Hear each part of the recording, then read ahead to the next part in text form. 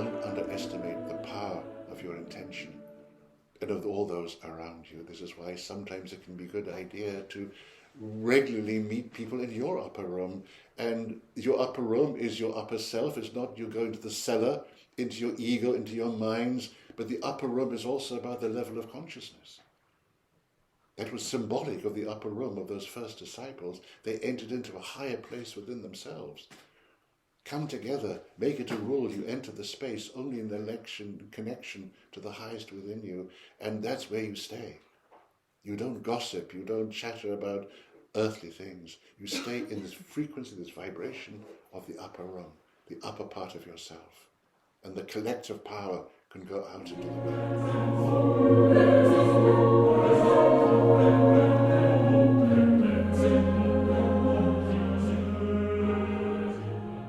Dear friends, on behalf of all your unseen friends who gather here with me on this day, we welcome you. We celebrate our being together with you to bring you our love, our wisdom, our guidance, our support, our encouragement, our healing, and to be able to offer to you a message, of course, of hope, a message of optimism, a message of reassurance. If I was to provide a name for myself in a role that I play most of all, it is to be one who comforts and reassures. This is my greatest desire in all the meetings I have with my friends. So I'm here as a comforter, as a friend, as a brother, if you wish to even call me that. This is my privilege to come amongst you now in this way.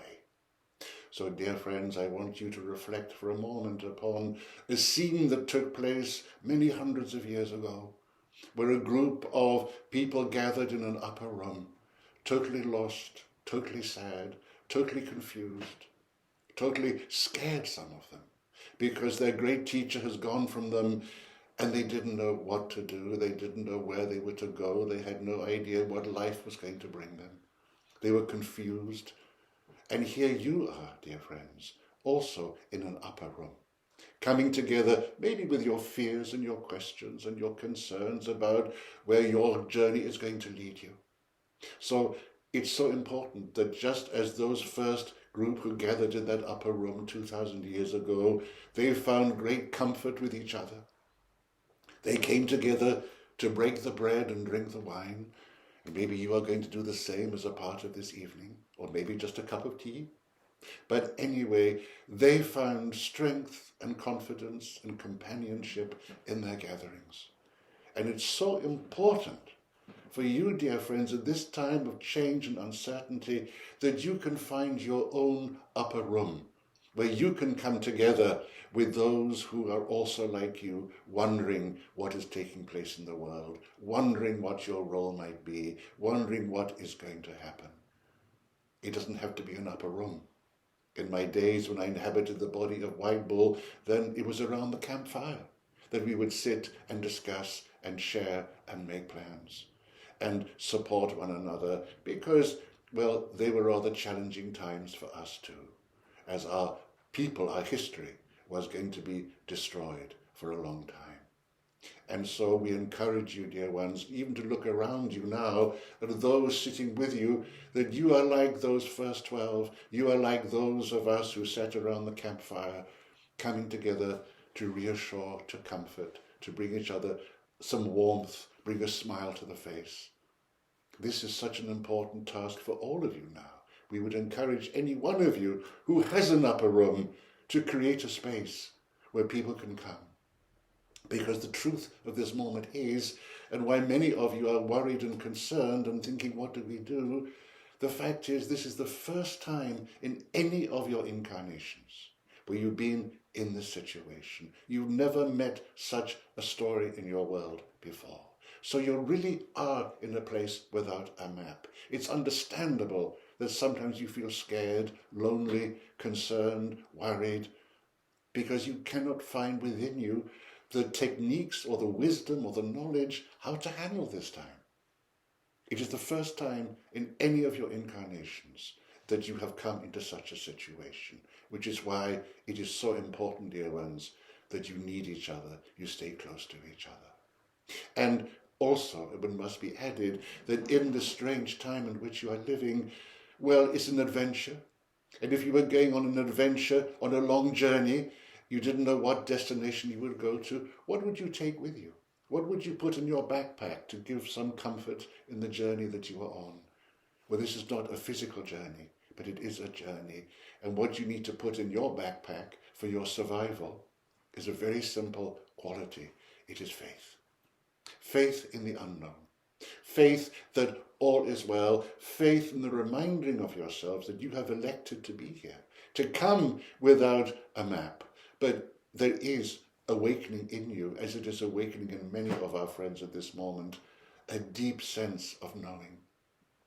There is an awakening process happening, but it cannot be accelerated. It must take its time. A word that none of my friends want to hear is patience, but patience is so important at this time. And you're not going to be left behind. You're not going to be abandoned. You're going to be moving with the flow with all your friends who are around you now, even at this time. But it's so important you're not in a rush for this. Just as in nature. If any of you love to have your gardens, you know that there are perfect growing conditions, rain and sunshine. You need both for the growth to happen. And so energetically now, coming from the grace of God into the cosmos, into these energies, are the perfect growing conditions for you now. And just as when you would plant, shall we say, a rose bush, in the maturing of that rose bush, when it's ready to bloom, the membrane that protects it has to fall away. It has to die. You have to let go, if I apply it to your situations, to let go of all the safety mechanisms that you have relied upon, even characteristics, personalities, attachments. They have to go. They no longer serve you. And when the membrane falls away, then the beautiful rose can begin to bloom. And the magic is revealed. But also, if you were to put your ear to the rose as it opens, you would hear its cries of pain. You would hear its concern.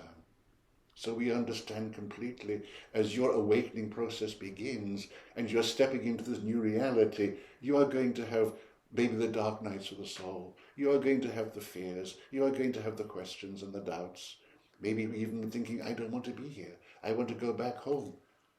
But of course the truth is, you've never left home, so that's not going to be a very useful thing to do. But dear ones, yes, take courage. Have your faith with you. That is your power now. You ask yourselves, what can we do? What can we do in this world? How can we save it? How can we be of any use at this time? Well, there are many things you can do. But unless it is supported by your faith, then you're not going to succeed very well. Your faith is your power. In the material world, someone of power is somebody of intellect, of knowledge, of help, of wealth. But in the spiritual world, someone of power is someone of faith. So often the message I want to tell my friends is, this is the time for taking back the power. This is the time for reminding yourself of who and what you truly are. This is the time to realize how much power you have lost in your attachments, in your fears, in what your inner judge tells you, all the fake news that your inner judge tells you.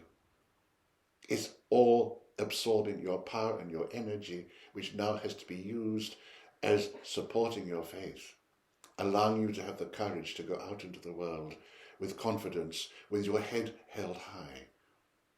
I'm sure when you were children, maybe sometimes if you were unhappy, a parent would say to you, chin up, chin up. They didn't understand what they were saying. But to maintain that alignment, if you're feeling low, it's very good to keep your chin up.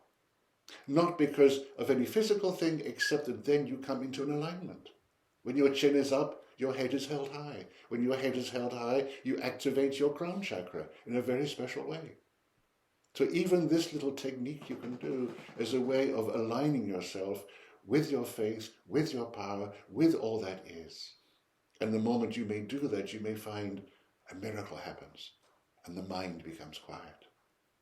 Sometimes if you're feeling depressed or lonely or sad, just do this.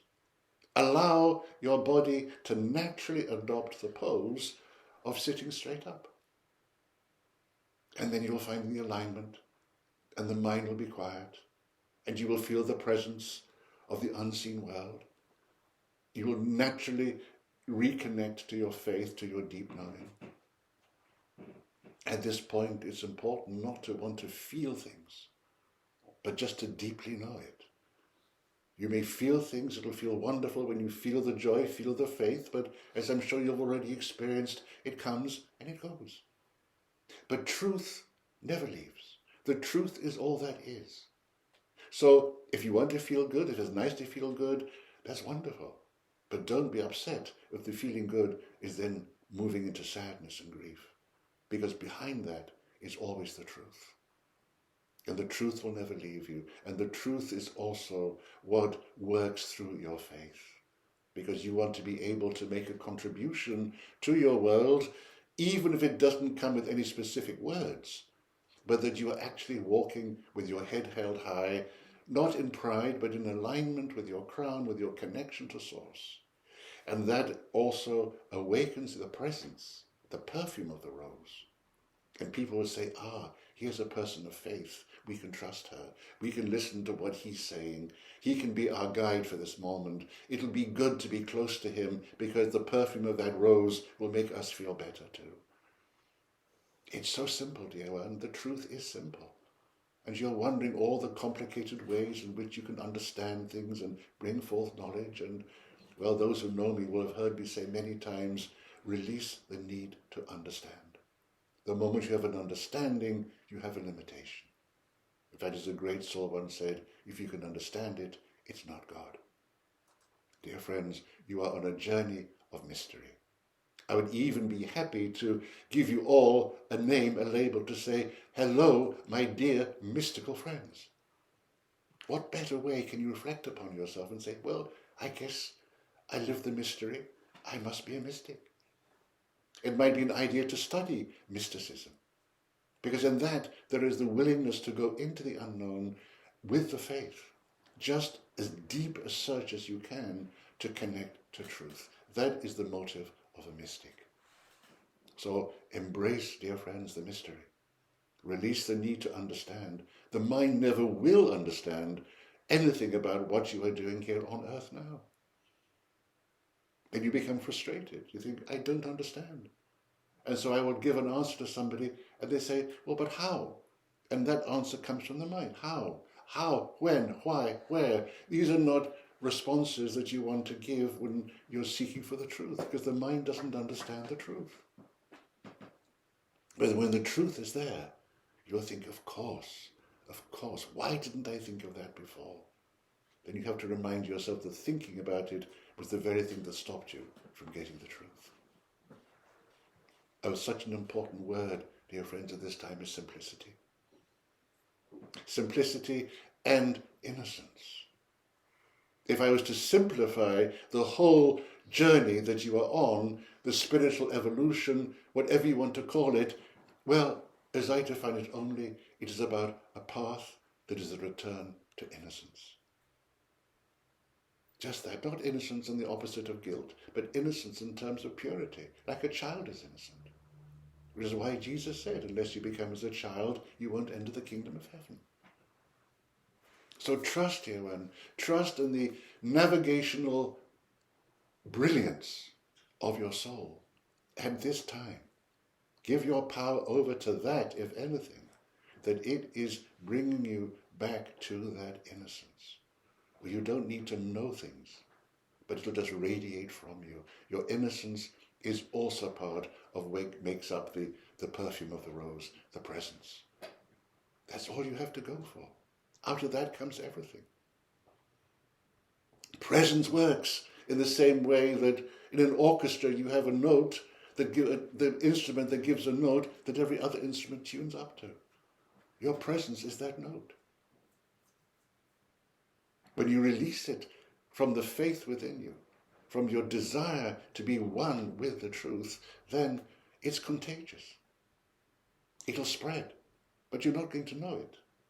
You don't need to know it. You just know that this is the message you want to transmit. It is a transmission of an eternal truth that's contained in presence in the perfume of the rose. It's so simple, dear ones.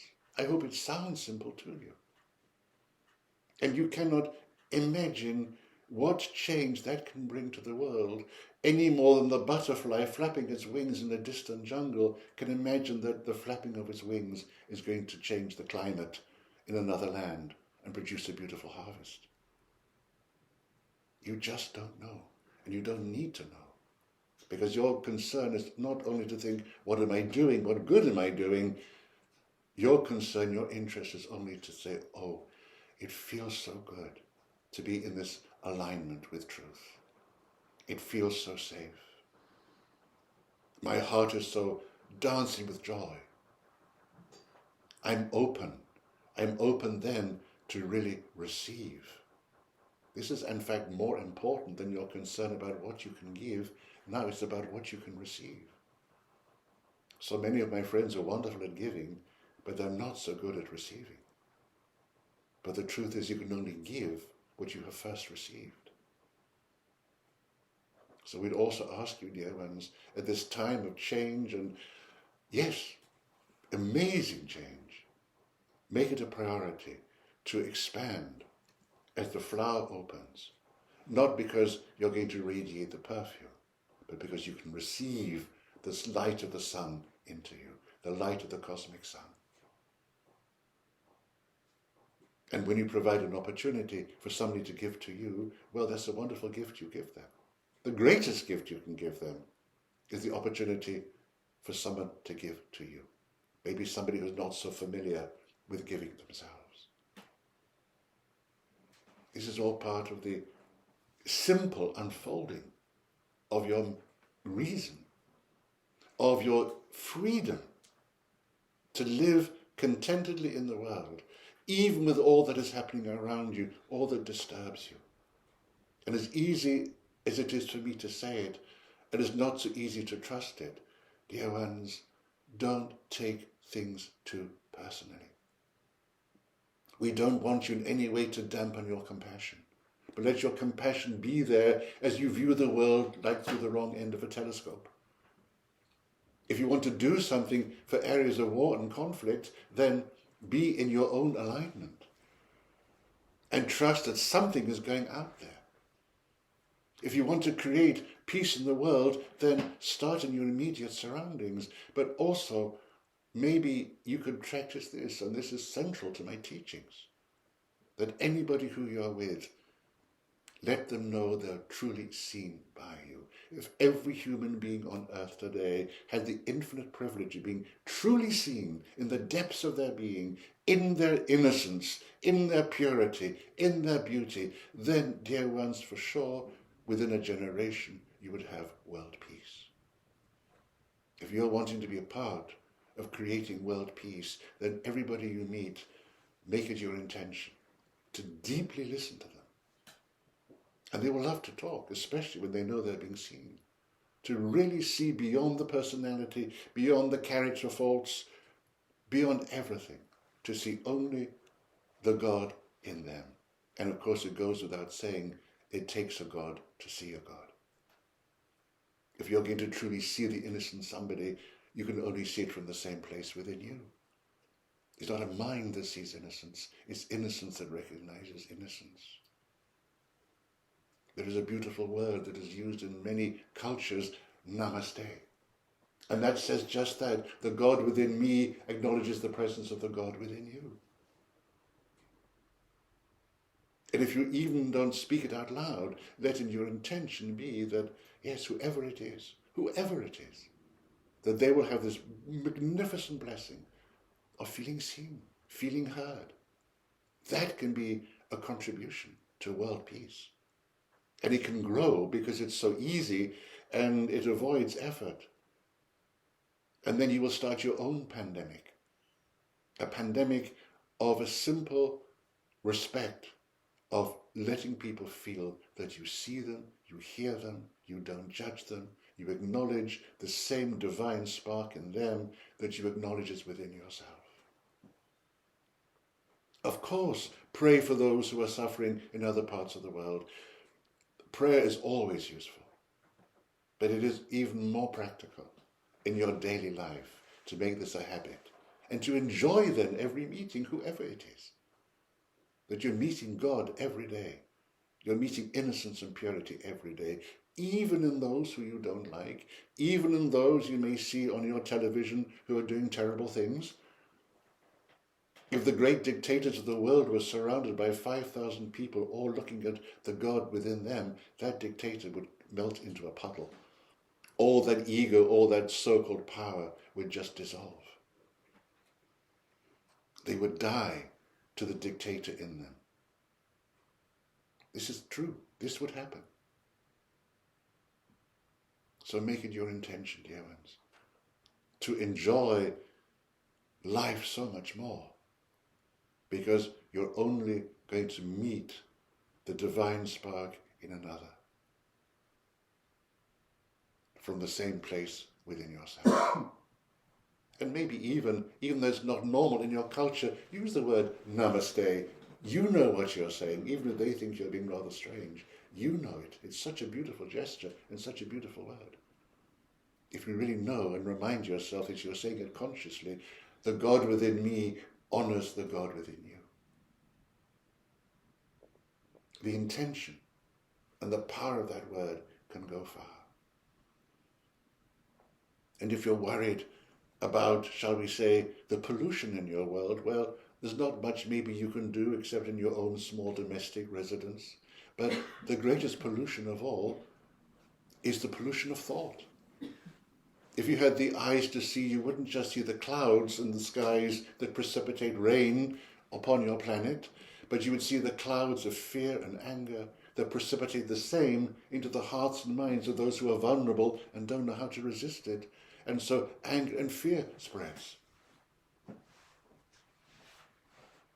So this is part of the way of purifying your planet. To be able to be so careful of your thoughts and to bring beautiful thoughts that purifies the skies. You may think this is just a little thing that you can do, but it's not little. Don't underestimate the power of your intention and of all those around you. This is why sometimes it can be a good idea to regularly meet people in your upper room. And your upper room is your upper self. It's not you going to the cellar, into your ego, into your minds, but the upper room is also about the level of consciousness. That was symbolic of the upper room of those first disciples. They entered into a higher place within themselves. Come together, make it a rule. You enter the space only in the connection to the highest within you, and that's where you stay. You don't gossip, you don't chatter about earthly things. You stay in this frequency, this vibration of the upper room, the upper part of yourself, and the collective power can go out into the world. I would like to see a movement, a world movement, an upper room association, an upper room club, where there's a safe place for people to come, to be seen. Because there are so many people, you must know it, on the path as you are, who are very lonely, who have no friends, they don't know how to meet anybody, but if they hear that somewhere there's an upper room, well, they might be very happy to come along and realize they're not the only ones who are on this path. There's so much in simplicity that you can do. And that you keep yourself also your own priority. It goes against the grain for many to put yourself before others. But this is a time where that rule has to be torn up. There are many rule books in your life that need to be torn up. The conditioning you have received in your infancy. The idea that you have to be there for others, put others always before yourself. Well, that is all right at some moments. But it is also selfish to deprive the world of the beauty and wonder that you could be when you give time to yourself, and instead being there as a loyal servant to others, but actually, yes, in a way, to use an expression of the Master, sometimes it's like casting pearls before swine. You are the priority, and you can hold the light. And when you're in that alignment, when you are healing yourself, then you're much better equipped. Then you can step forward with no thought for yourself, because the only true service is one that has no concern for yourself.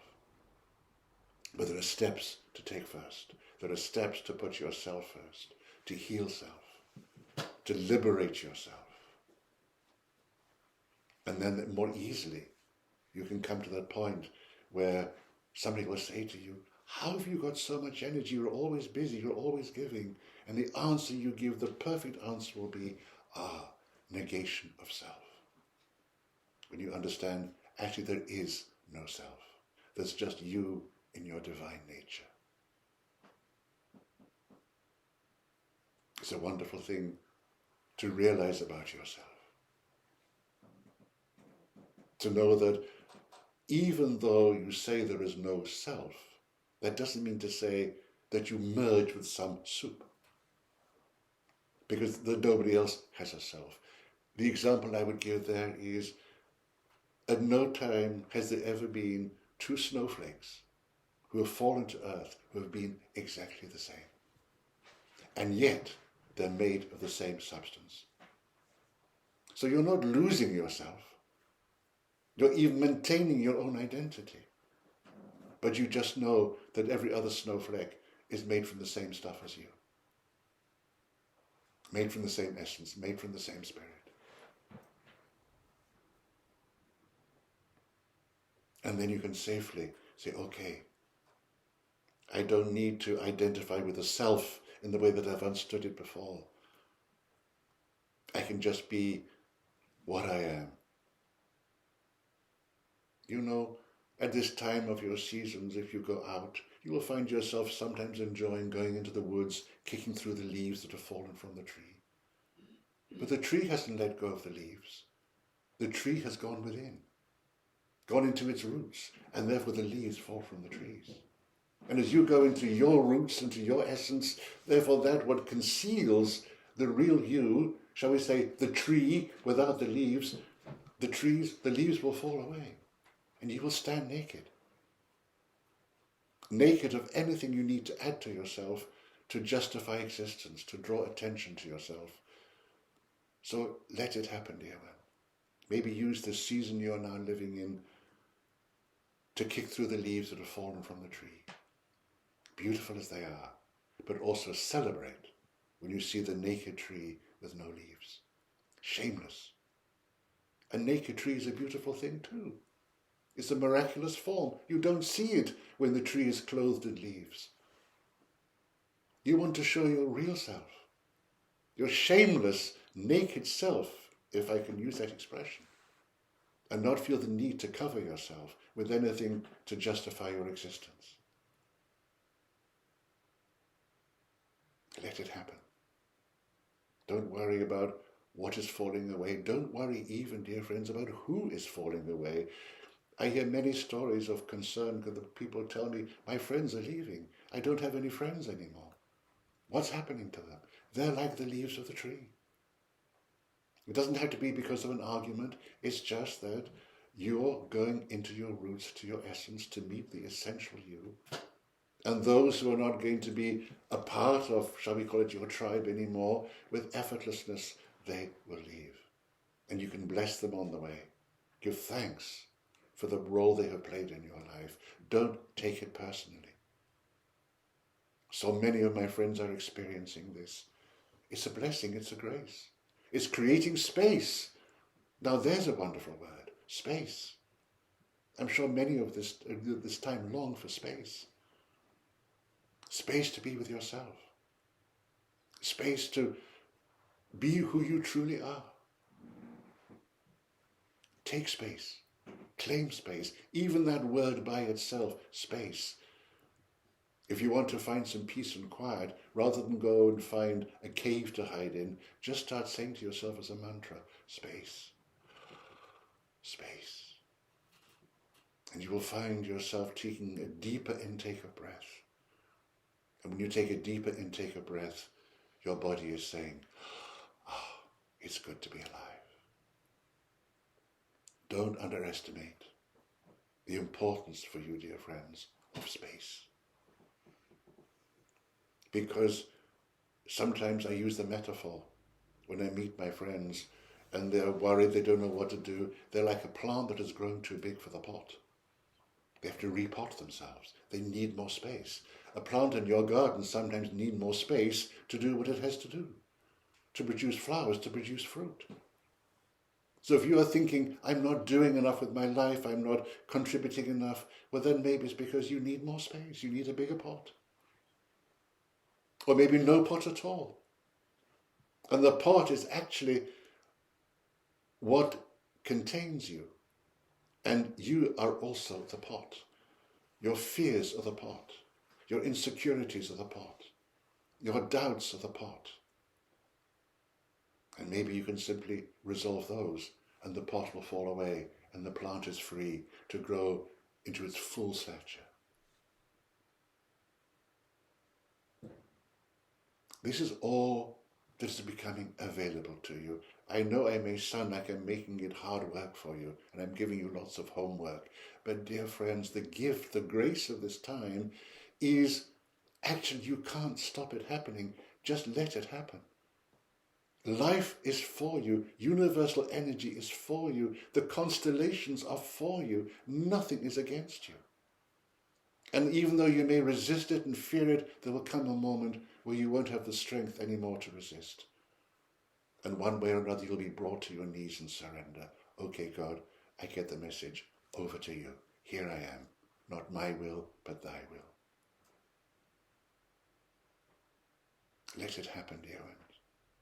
If only you could see as we see the great forces of light and love that are coming towards you now at this all-important moment in your planetary's history. You wouldn't want to resist it. It's so beautiful. It's the richest food you can provide your soul. If you were to ask yourself at any time, what is my soul hungry for today, then remember what I'm saying. Open up to receive it. You don't even have to know exactly what you're eating, what you're consuming, except that it's good because you've opened in faith and trust to receive that divine energy. We want you, dear friends, to make this part of your incarnation now as effortless as possible. So many of you have used so much effort to survive. Every day sometimes is like a survival. Effort and more effort. Just imagine, dear friends, what it would be like to live an effortless life, effortless existence. You can have it. The moment you realize you don't have to control, that everything is safe for you. Effortless existence. Reflect upon that. Simplicity, space, effortless existence. The perfume of the rose that I am. These are key words that have their own special vibration. There doesn't need more than that to allow change to happen and to be welcomed into the new realms of light on earth when you are going deeply into your roots to reveal yourself. Remember, dear one, heavens comes to earth, not the other way around. Rising up is wonderful, but at the same time, a moment will come when you'll have to come down to earth again. To allow the light to come down to earth. That's where it needs you, on the earth. Deeply rooted in the truth of your oneness. And you will grow, and you will bear new fruit, and you will attract to you your tribe members, those who are like you. And magic will happen around you. Grace of God will happen to you daily. Miracles can happen because in the absence of mind, anything is possible. With a trustful heart and an open mind, anything is possible. That's the basic ingredient of a miracle, to let it happen. Let a miracle be the norm. Let the way the grace of God works in your life be the norm. Not a rare occasion which you have to celebrate specially. No, the norm. Living in grace, living in peace, living without fear. Shamelessly naked of all that you have dressed yourself up in to justify your existence, to make yourself interesting, to present a good image to yourself of others. Let it all fall away. You don't need it. If you could see yourselves as I see you now, you'd see the beauty of you. You would think, wow, is that really me? Why am I wearing all of these extras to conceal that? I just want to rip it all away and stand there and say, hello world, here I am, in my light, in my simplicity. Because very soon, dear one, it'll just be too heavy for you to carry it. You will want to shed it. You'll want to do what I call the spiritual striptease. Just let it all fall away. And here, in this upper room, where you come together, fellow disciples with each other, hungry for truth, hungry to serve the highest. This is the message that I bring you on behalf of your own higher selves, on behalf of the guides and angels and masters who overlight this wonderful process that you are now a part of, that you have chosen to be a part of. You may think, well, I didn't choose it. No, it wasn't an intellectual decision, but your soul was called to it. And there's a saying you may have heard of, many are called, but few are chosen. But actually, I would change that to what it really means. Many are called, but few choose. But the very fact that you are here today tells me that you have heard the calling and you choose. Because there's no other way to go. You choose to take up the calling, to follow your faith into the unknown, in full power, in full light, with a white flag of surrender, not surrender to an enemy, but surrender to the highest, to the will of God.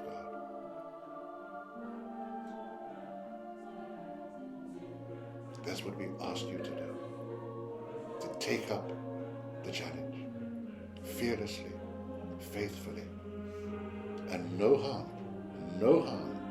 will come to you.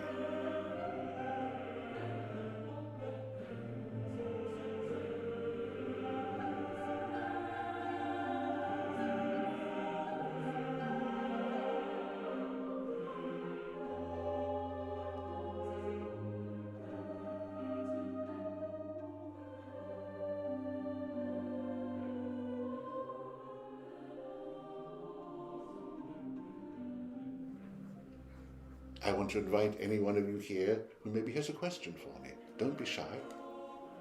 It can be on any subject. Either something I have said or something you want to know more about. Take the opportunity now.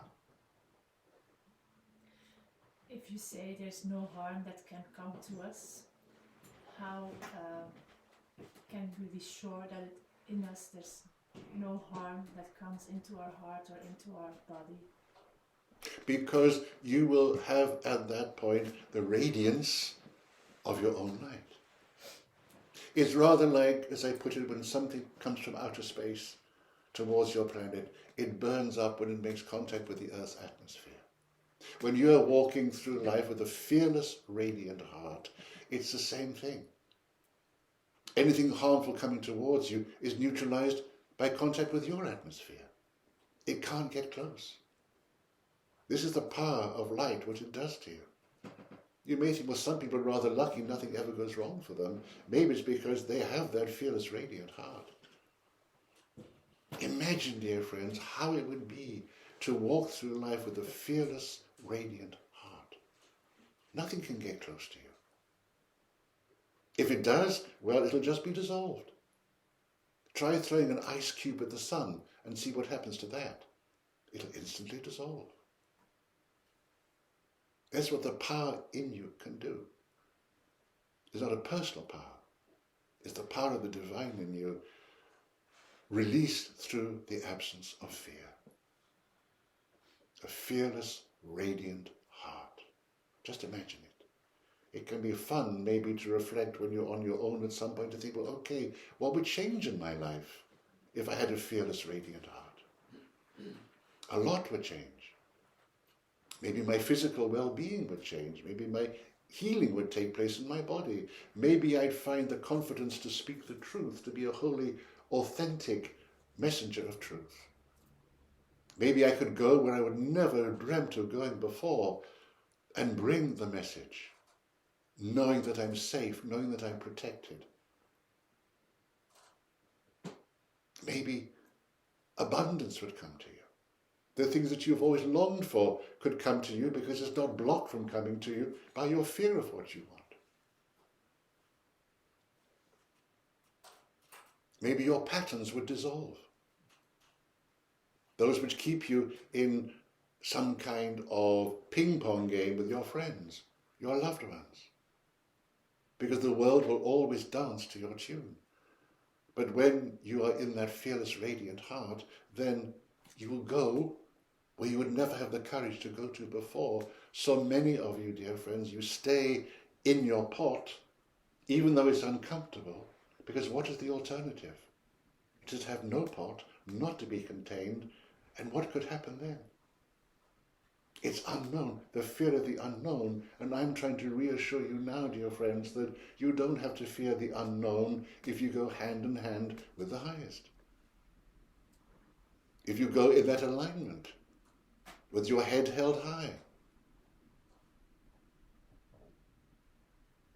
Think about it, dear ones, reflect upon that. As much as I want to get rid of my pain and my fear and all the discord in my life, all the arguments and tensions, why am I holding on to it? Is it because I can't imagine life without it? That I wouldn't know myself if I didn't have the pain and the sadness and the grief and so all these things? Because then it would be an unknown, and I prefer to be in the known even though it's painful.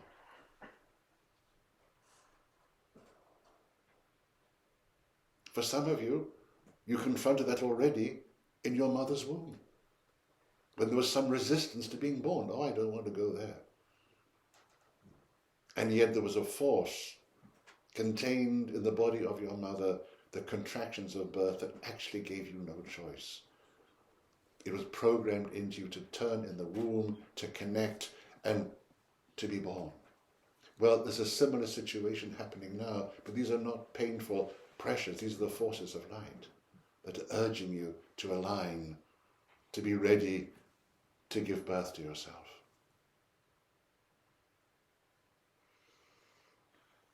So yes, the fearless, radiant heart.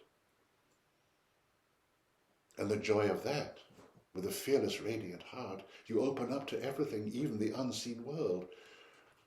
You will have absolute wonderful contact with your friends in the world of light, your loved ones, not to mention your guides and angels. Because actually the separation between the two worlds is only the mind.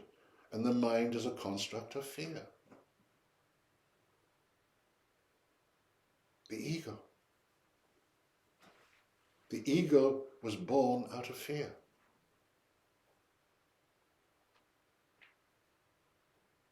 But when there's no fear, the protective shell of ego can fall away. And you're free. And you're in the oneness. And heaven and earth become one.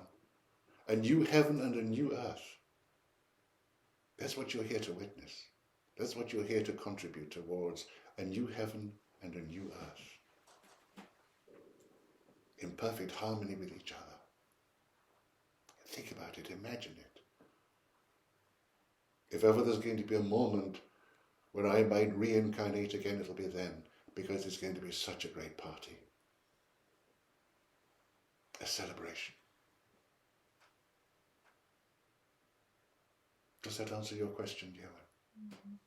A rather long answer, but, well, I always like any opportunity to share wisdom that might contribute towards your well-being. Next question.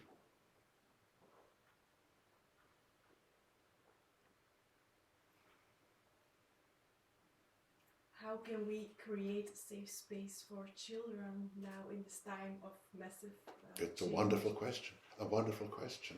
So, first of all, they need to learn it from you. They need to feel in you, even if you're not going off into a space specifically, but you're acknowledging the space within you, that you're opening up. And they will come close to you and they will feel it. So it comes from you. You can give birth to the space within your children. When you are going to be carrying that faith, when you are going to be going through with a fearless, radiant heart, it can be contagious. It's a wonderful feeling to be around somebody who has a lot of space, who owns the space that they are. You know, even physically, biologically, you are more space than matter. That is a physical truth. So when you're even reflecting upon that actually you are space. And in that space, there's no fear, no mind, no tension, no ego. There's just love. When you own that part of your physical reality, well then it's a very nice energy to be around for your children. And of course, part of the education, one could say, or the conditioning, or the gift you bring them, is to be able to empower them as much as you can with truth. It doesn't matter how young they are, how old they are. They want to be empowered.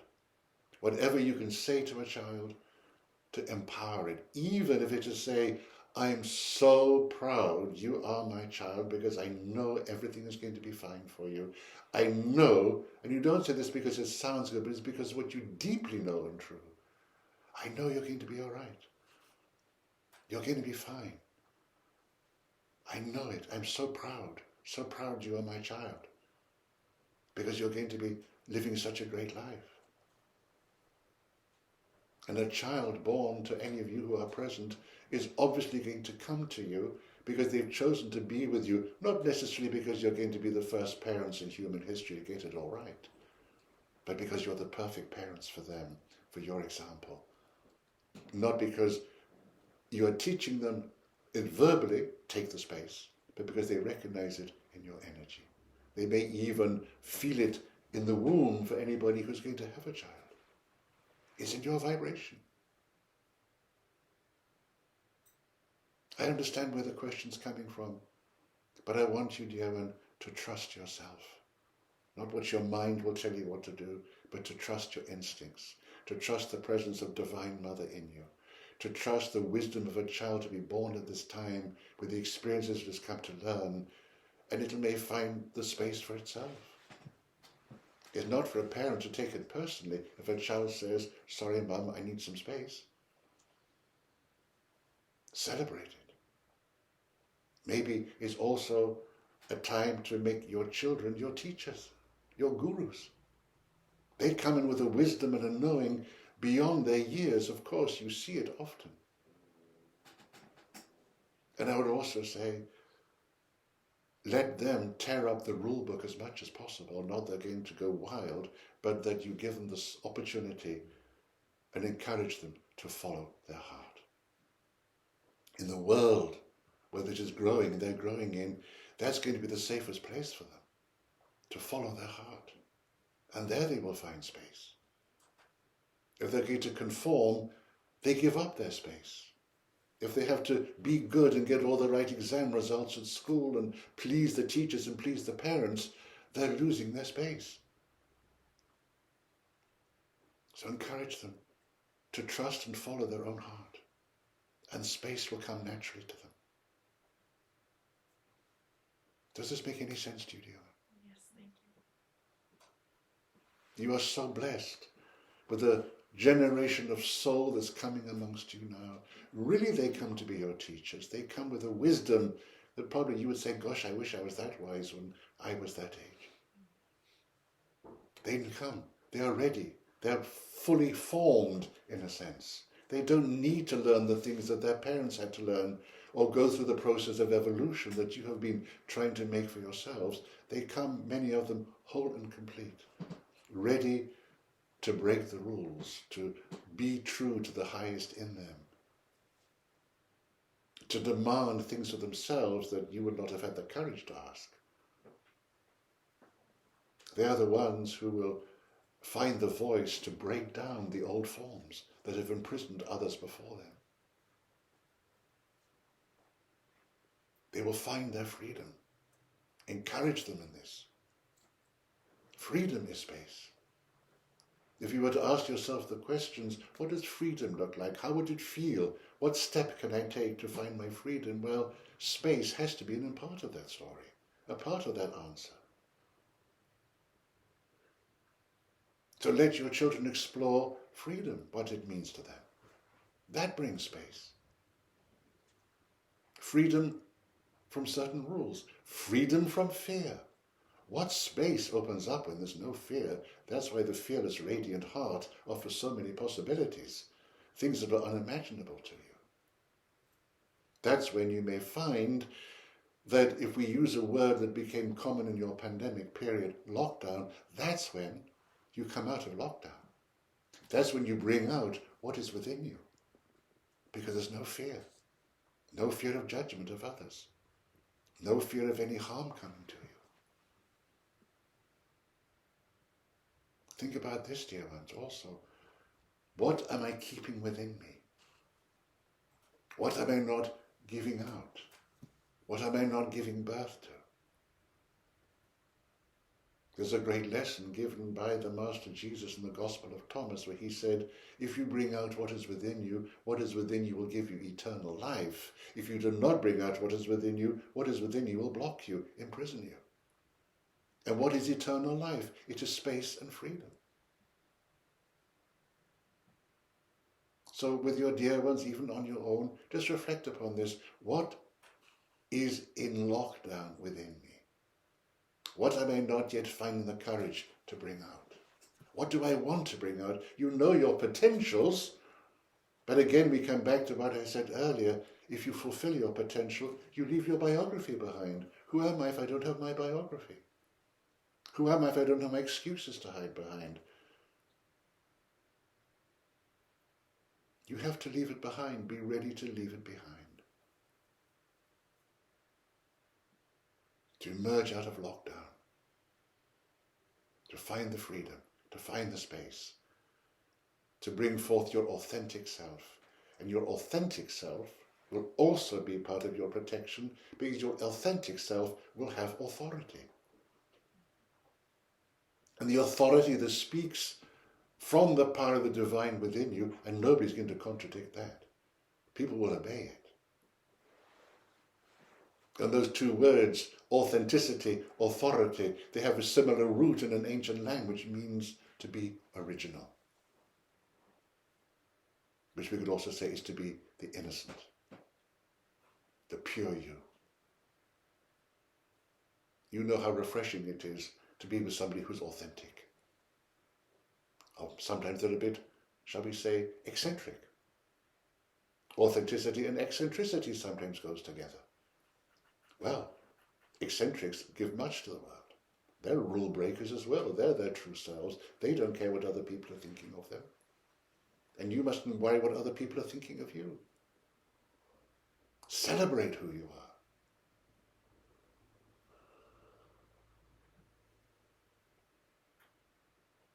So yes, and with your children, observe them. Encourage them to be their authentic selves. That they're not going to become inhibited by fear of what other people will think. That's power. That is power. And it requires faith also to do it.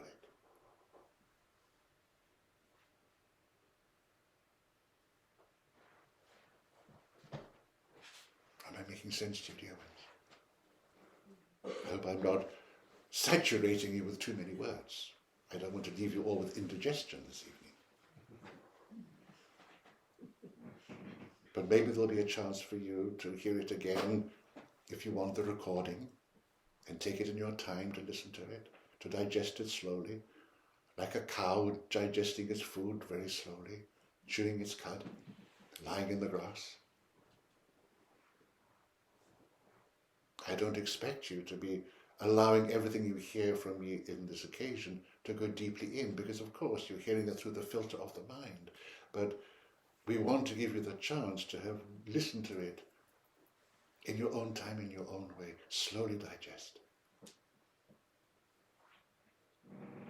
And you will hear things you didn't hear before. I don't remember why Paul saying that. Oh, that's what he means. Oh, now I get it.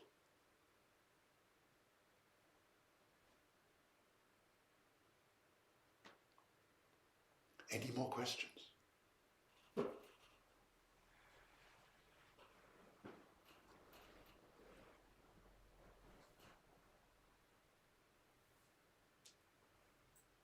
It is said that gratitude in advance is one of the most powerful forces, creative forces in the universe. Could you maybe elaborate a little bit more on that? I did not hear you, dear one. Could you speak a little louder? They say that gratitude in advance Yes, is one of the most creative absolutely. forces. Could you It's the most positive message you can give to the world, to walk down the street with a big smile on your face because you're feeling so grateful for what you know is coming. This is why Jesus said, when you want something, ask for it, and believing that you already have it, it will be given to you. Wow, oh, gosh, my prince is coming. Peace is coming. Oh, my white horse is coming. Security is coming. Healing is coming.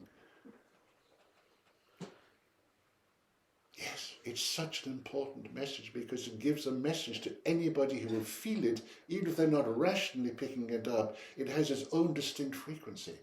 And people will feel and think, well, she's looking rather pleased with herself. She's looking rather happy. Oh, well, if she can be happy, so can I. If she's got something to be grateful for, there must be something I can be grateful for too. And one of the ways in which it can be revealed, even physically, you'll know you're hitting the spot when, as I've mentioned before, when you asked for something and you trust completely in the words of the Master, your body is going to give its own very clear response, which is a huge sigh of relief.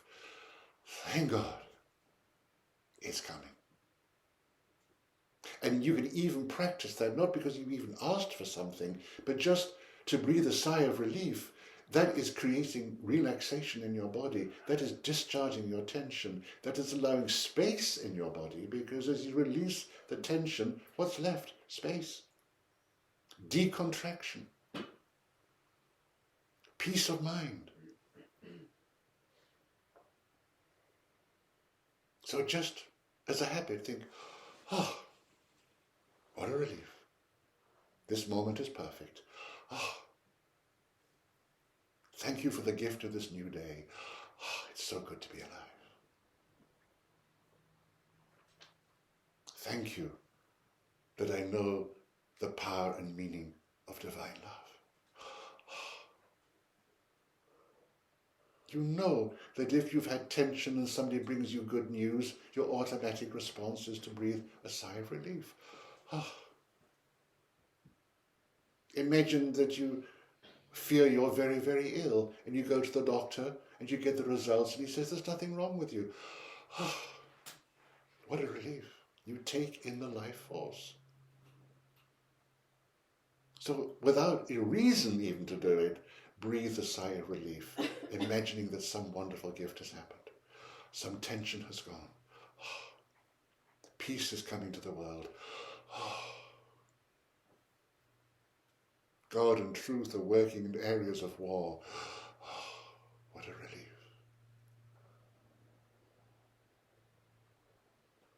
And as we're talking about war, of course you're concerned about the wars in your world, but these are wars that of course are between people who have fear, people who don't know themselves, people who seek to justify their existence by having power over others. But let me reassure you, dear ones, the power they have is illusory.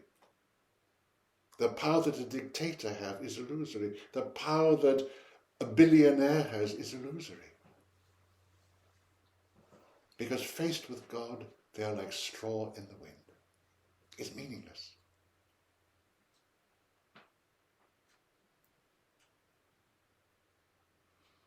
And if everyone could learn to see the divine spark in everyone, if you were to bring two armies together in a moment of peace and say, okay, look into the eyes of this man pointing his gun at you. and you're pointing your gun at him, look deeply into him, you would see yourself. And maybe you would drop your guns and you would hug and say, brother.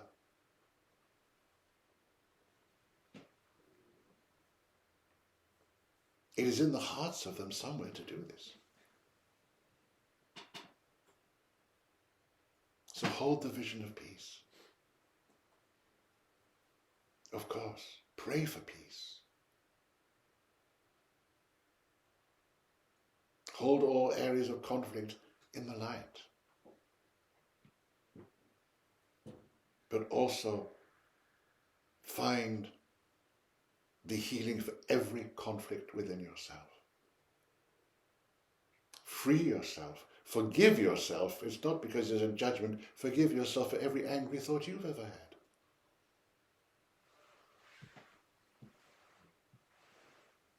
It's all from the past. Release it.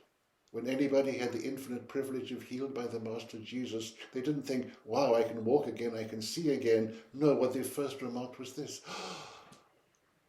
I'm forgiven. I'm released of my past, so I can be whole. Yippee! Then they went telling their friends, I can see, I can walk.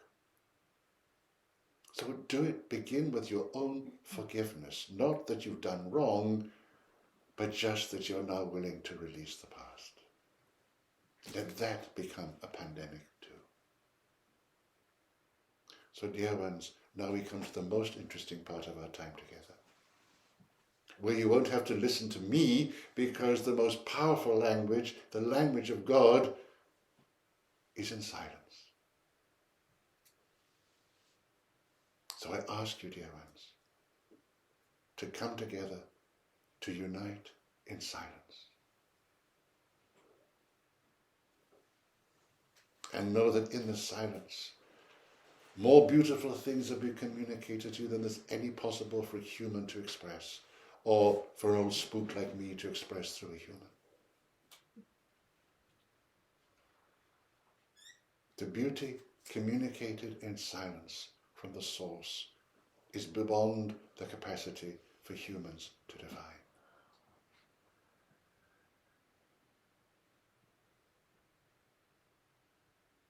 So dear friends, in your silence be aware, not aware of anything. That distracts you. Just be aware. Be aware of silence if you want to be.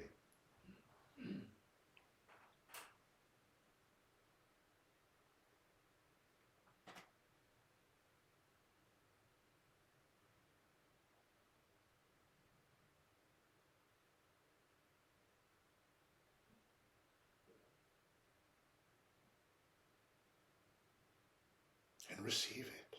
Breathe it in. Breathe in the breath of God.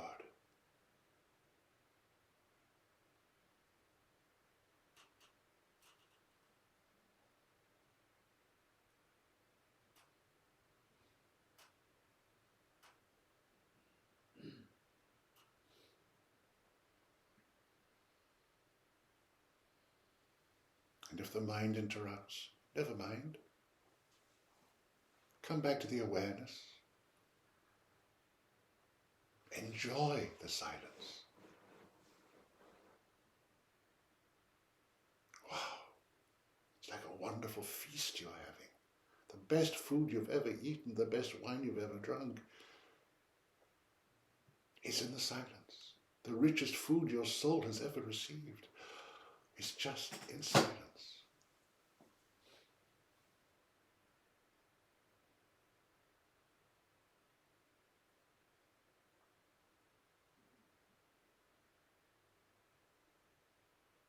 The most profound message of love, of God's love for you,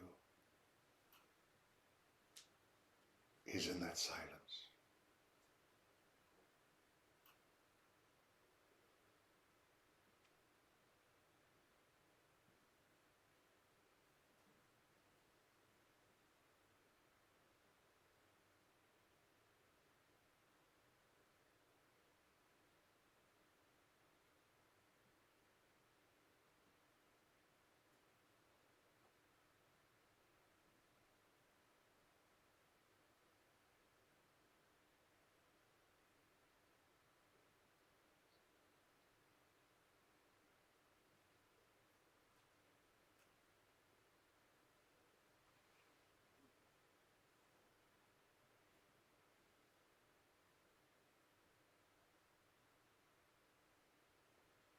have the courage to go deeper into it.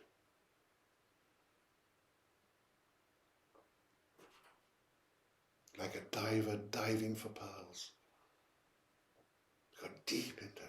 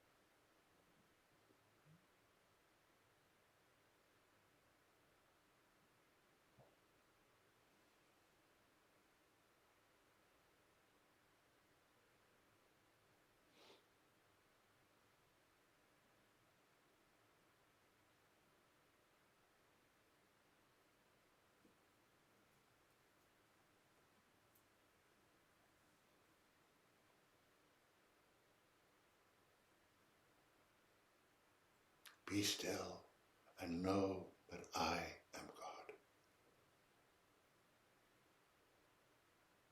The words of the Master.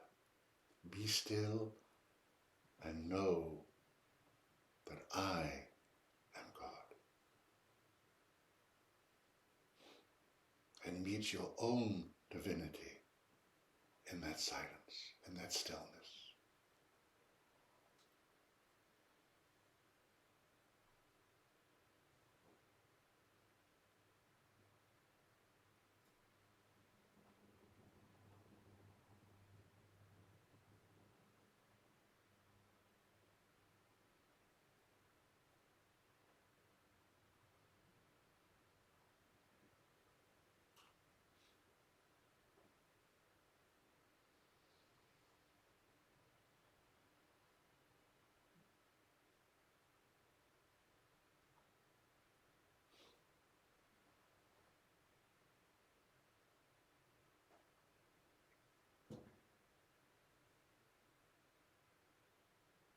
I see so much space opening up in all of you.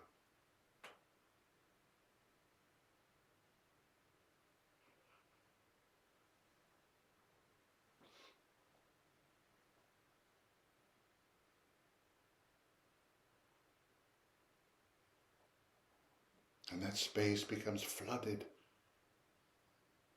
with divine love and healing.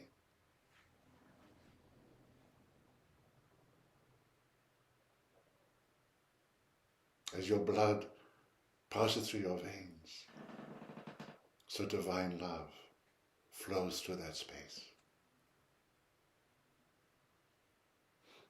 And peace fills that space.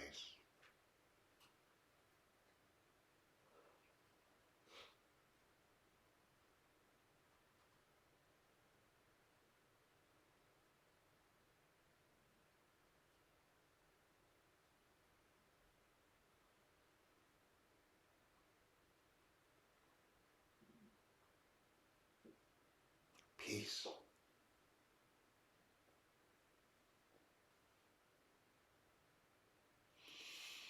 Peace.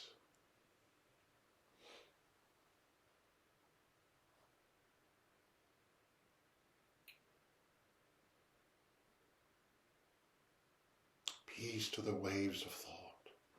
Peace to the waves of fear. Peace, peace. You are divine peace.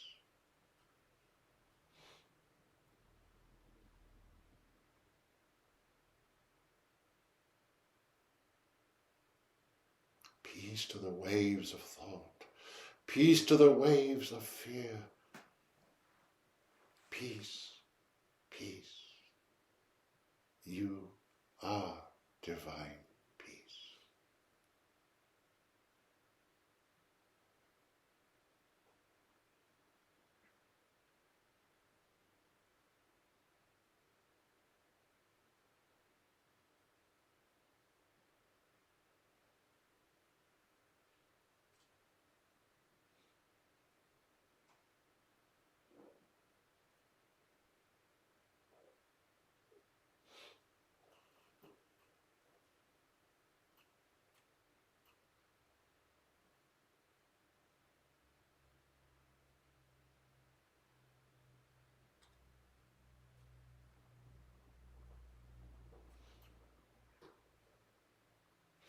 the unseen world is so close to you.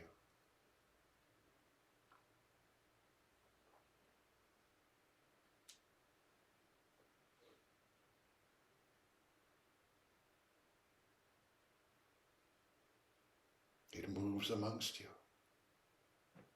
touching you, blessing you.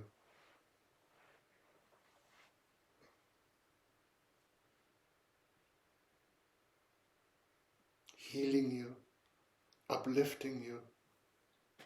Your loved ones move amongst you.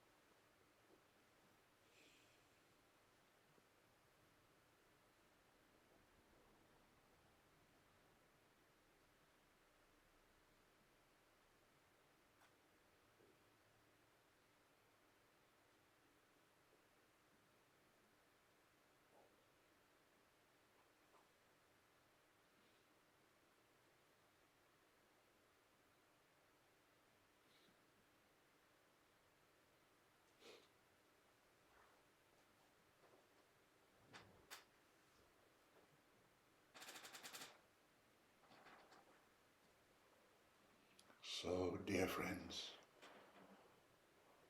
sadly the time has come when I must leave you, only to go a little way away. I'm never so far away. I'm only a thought away. Like all your other loved ones in the world of light, we're only a thought away, a heartbeat away.